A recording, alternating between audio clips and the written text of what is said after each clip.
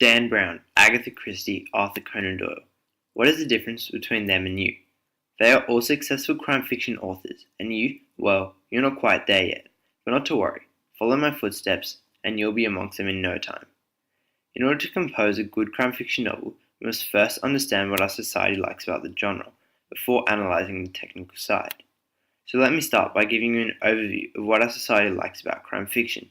For starters, we use crime fiction as a form of escapism, something all around us, yet we know nothing of. It's this inside view that we enjoy.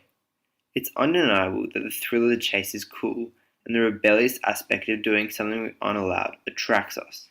We know it's wrong, but reading about it all is exhilarating. Let's now talk about the technical side of our crime fiction. There are three key elements in a crime fiction: plot structure, characters, and main themes. Crime fiction follows a very basic structure, the linear structure. There is a crime, we follow a detective, we discover clues, criminal is brought to justice, and greater plot is foiled in the nick of time. There are also numerous red herrings, however they don't have a specific spot in the linear structure. The scope of what must be done is so narrow that writers can be very creative while writing. Plots tend to be diverse in nature, making it unpredictable and full of unexpected twists, something readers dearly enjoy.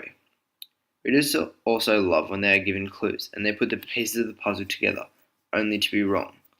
The ending should be satisfying, even when the criminal isn't brought to justice. Characters are the heart of the story, those we grow fond of. The detective is usually troubled by something: alcohol, drugs, women, etc. They are never perfect, yet always brilliant. We love the human side of these characters. It allows them to feel in our reach, easy to relate to, and all the more realistic. Characters must be described well, as it allows us to create an entity to whom we keep adding personality, past, and unique objects. By the end of the novel, we feel like we know all about them. The more we know, the more we feel present in the story. However, a character that we know not much about, usually the antagonist, will intrigue us and keep us on our feet. Therefore, it's your choice as a writer to play with the two and compose unique entities.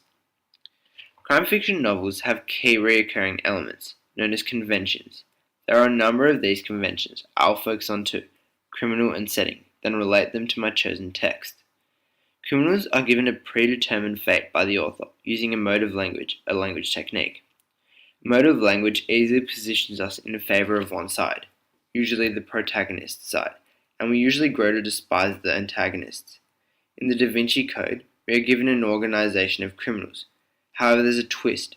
Depending on your perspective, the detective could also be the criminal. In Lamb to the Slaughter, a completely different unique style is used. The main character herself is a criminal, and it's from her perspective.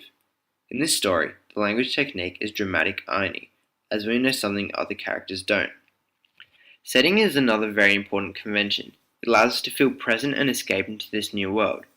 Setting also helps engage with the context of characters, helping them understand characters' positions and feelings.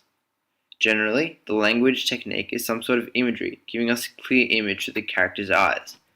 In Lamb to the Slaughter, we are given a warm, welcoming setting, typical of a home. Ironically, it's also the setting of murder, creating a juxtaposition. The effect is it makes the plot more unpredictable.